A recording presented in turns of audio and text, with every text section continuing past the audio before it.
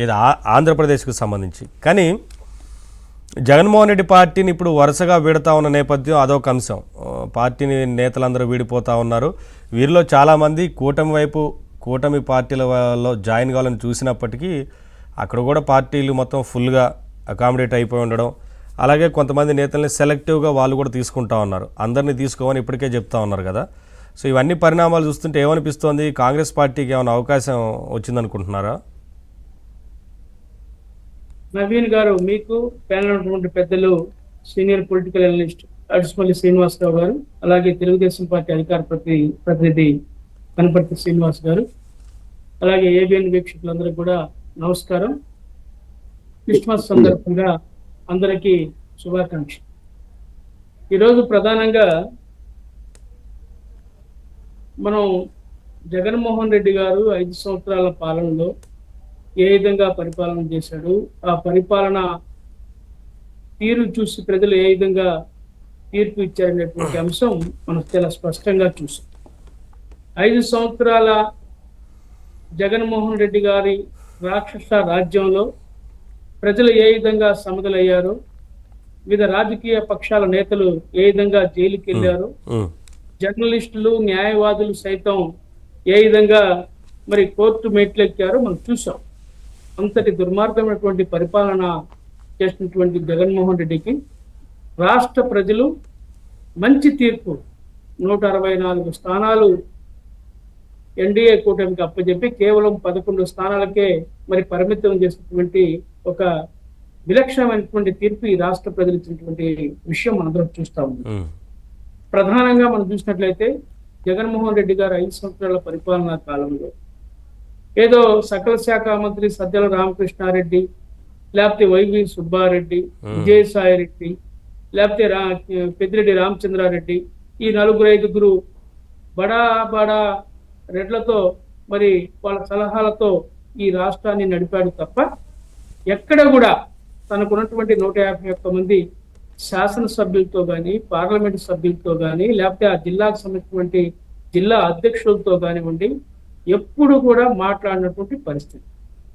CM ఆఫీస్కి వచ్చిన గంటలు మంత్రులు, ఎమ్మెల్యేలు మరి వెయిట్ చేసిన జగన్మోహన్ రెడ్డి గారి దర్శనం దొరక్క వెనుతిరిగిపోయినటువంటి అనేక ఘటనలు ఉన్నాయి. ఎందుకంటే చాలా విషయాలు ఇప్పుడే అనేక మంది ఎమ్మెల్యేలు, మాజీ మంత్రులు కూడా జగన్మోహన్ రెడ్డి గారు బాధితులందరూ కూడా ఈరోజు బయటపడి మాట్లాడుతున్నటువంటి పరిస్థితి ఆ తీరుతెన్నులను కూడా మనం చూస్తా ఉన్నాం.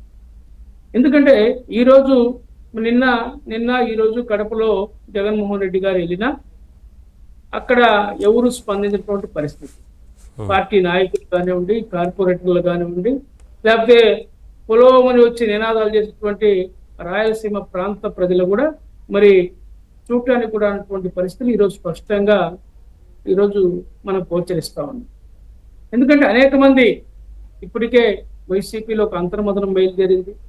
ఈ పార్టీ ఉంటుందా పోద్దా, జగన్మోహన్ రెడ్డి జైలుకి వెళ్తే మన పరిస్థితి ఏంది, ఇప్పటికే అనేకమైనటువంటి వారి మీద ఈ యొక్క సోషల్ మీడియా సైకోలతో పాటు గత ప్రభుత్వ హయాంలో అవినీతికి అక్రమాలకు పాల్పడినటువంటి మరి నేతల మీద, కార్పొరేషన్ చైర్మన్ల మీద, అధికారుల మీద సిఐడి కేసులు నమోదు చేస్తా ఉంది వరుసన. మరి అనేక మంది మీద చర్యలు తీసుకుంటా ఉన్నారు. దాని తప్ప భయపడిపోయి ఏం చేయాలన్నటువంటి పరిస్థితి అంతర్మదనంలో ఈరోజు మరి కొట్టమిట్టాడుతూ ఉన్నారు, కొనసాగుతున్నటువంటి పరిస్థితి చూస్తా ఉన్నారు. దానికే ఈరోజు జగన్మోహన్ రెడ్డి గారు మరి జిల్లాల వారీగా ఆయనే తాడేపల్లి ప్యాలెస్ కి అందరినీ పిలిపించుకొని, ఆయన ఎప్పుడు అసలు ఎమ్మెల్యేలని ఎంపీలనే కలవని వ్యక్తి, కార్పొరేటర్లతో కూడా ఆత్మీయ సమావేశం పెడదామని చెప్పినప్పటికీ పెద్దగా స్పందన లేకపోవడం ఆ పార్టీలోనే జరుగుతోంది ఈ చర్చ. ఏంటి ఇవాళ ఎప్పుడూ చూడని జగన్మోహన్ రెడ్డిని చూస్తున్నామని?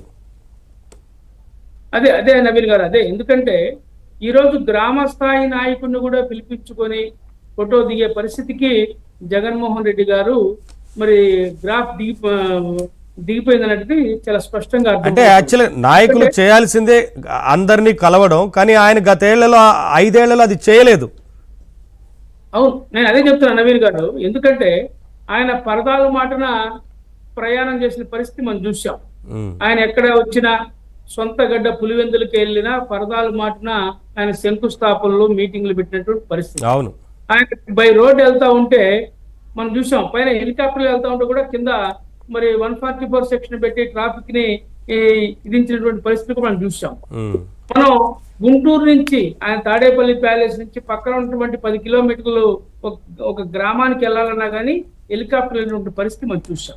అవును. ఆ విధంగా ఆయన ఎక్కడ రోడ్ మార్గంలో ప్రయాణించినా సరే, అది మనందరం చూసాం సార్. మనందరికి అంటే చెప్తున్నానంటే నవీన్ గారు ఒక్క మాట, ఒకసారి శ్రీనివాస్ గారు వాయిస్ కూడా తీసుకుందామని.